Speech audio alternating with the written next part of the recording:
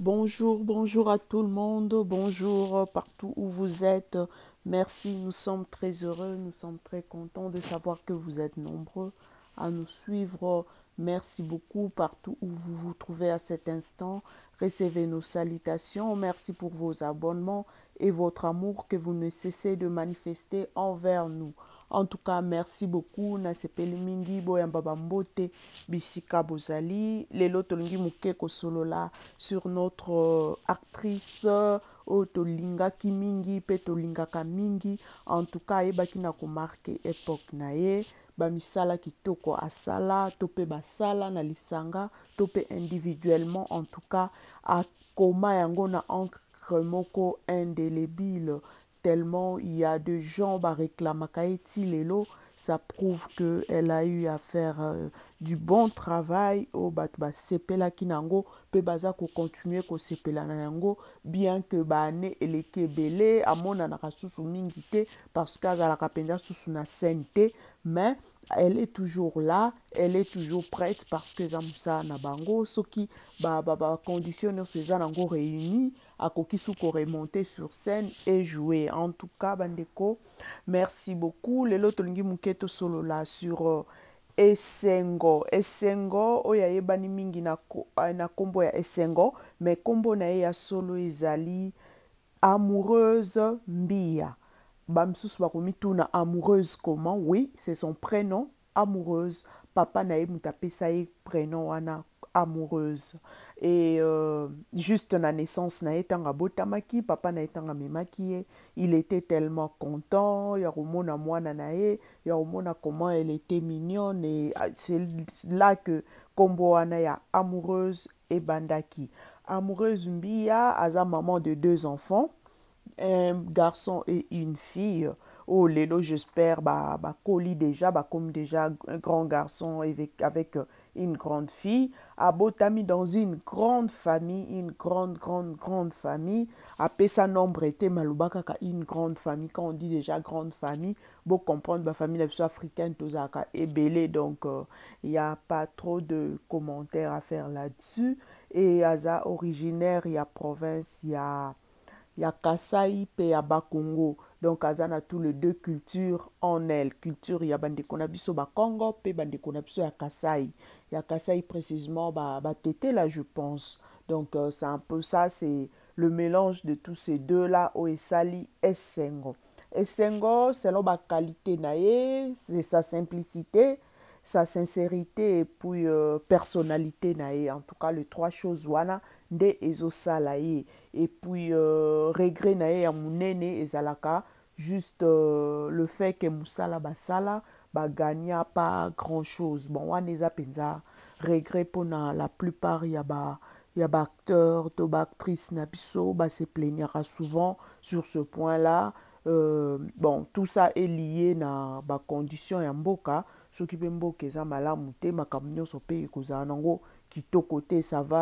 Ça va comme ça. Ce qui ba condition sociale, ba condition économique, ya mboka politique eza kitoko te, en tout cas etouchaka ba secteur nyonso ya vie. Donc c'est tout à eza suite moko logique vu la situation économique et sociale de notre pays. Ce qui biso population tozala ki bien, bango pe balingai bazala bien po tolingai to somba ba œuvre na bango, tolingai to contribuer efficacement na activité na bango. Malheureusement l'état n'existe presque pas. Piraterie kutukolobate ata ba produire, il y a tellement de piraterie, ba faux CDT kamaka, ba faux bato bazo télécharger misala na bango gratuitement. Donc vous voyez un peu tout ça, ba gagnaka pas grand chose alors que bango mutu bazo produire.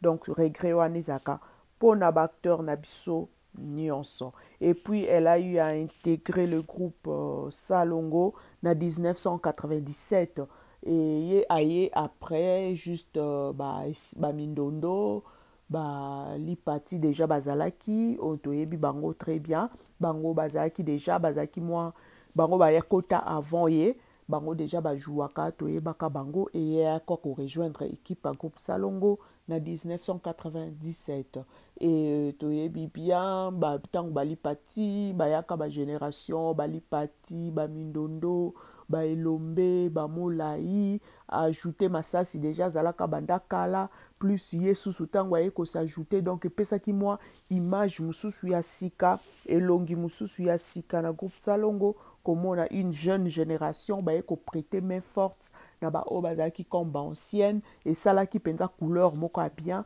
et puis mosala mpe ekendaki mpe susu bien eréveillaki mpe bajeune mosusu emotivaki mpe bajeune mosusu bamonake oui on peut aussi faire du théâtre eza kaka affaire ya bamaman te ya bapapa te mais le jeune aussi peuvent jouer en tout cas toyebi bamarkaki mpenza époque na bango bajoua pour preuve lelo soko olobi otala parmi baactrice baacteur oyo bazojouer lelo okosentir omona un peu de Lombe, un peu de Jean Molai, okomona un peu de Lipati, okomona un peu de Mindondo, okomona un peu de Sengo, net Darling Palata. So na omona Darling, na mona ke mingi na image ya Sengo. Soki na omona Mindondo, wana to omona ba coquette, ba sila, bango mutu baza un peu na image na ye wana. Soki oke côté ya Lipati tozomona ba princesse tozomona ba ladona tozomona ba Barcelone tozomona ba moi génération wana quoi donc eza un peu batu ba markaki pe époque na bango en tout cas misala bango basalaki lelo ba fruit nango ezomonana na jeune génération oyo baza koemboîter le pas.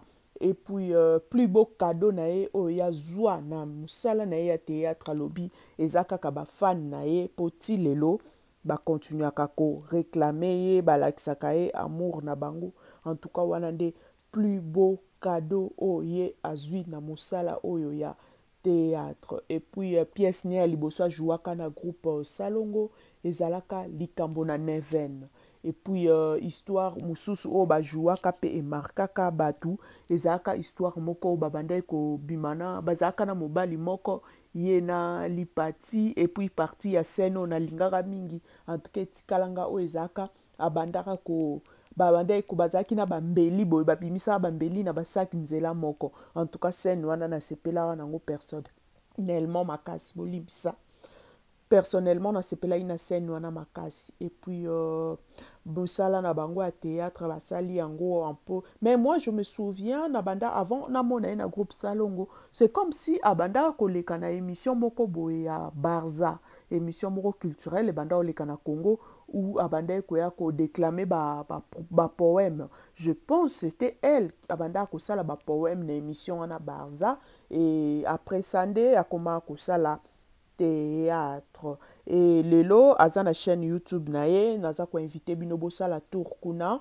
et c'est Mbia Rai TV so iboke na chaîne wana bokokuta ba activité na ye azosala na chaîne YouTube na ye bosabone kuna ebele bolandaka ba activité na ye makambo azosala na chaîne wana et puis kuna plus parlaka sur ba découverte parce que alingaka mingi tanga zaka mwana muke na classe elle aimait plus la géographie et l'histoire donc asalaka ba découverte koki na ba site historique ya ville ya Rome to ya ba ville ya Italie Rome Naples Milan donc ko faire découvrir tout histoire et c'est ça aussi sa passion donc toko souhaiter à étendre yango comme penza une globe trotteuse atambola partout pona kokende ko faire découvrir tout même moi je souhaiterais même à salango plus pe na Congo et ko sala kitoko po na Congo pe to na ba site belé bato sengel ba découvrir et belé to vanda na Kinshasa mais to yebi penza pe Kinshasa ngo bien te ezana ba msusu ti ba bima Kinshasa ba commune msusu ba komate et Kinshasa ba coin ya ko découvrir eze belé na ba Congo ba pisika ya ko découvrir eze belé na ba est kuna ba il Ijui ba place eze belé ko faire découvrir tout pourquoi pas aller faire découvrir tout embouchure ya fleuve Congo et zape ba idée pourquoi pas ko faire visiter tout pe Luzizi la batu mingi ba yoka ngo ba ebité ko faire découvrir tout Kinzamvwete tout ba yoka ngo kaka bankamuna eza ba mboka ba village eza ke okoki pe ko sa pe ba émission ko zala très intéressant badara tout ba yoka ngo ba ebiango te donc bokende pe ko soutenir rien na chaîne na comme ça à réaliser biloko kitoko pona biso en tout cas merci beaucoup pona amour pe fidélité na bino. Merci et à la prochaine. Bye.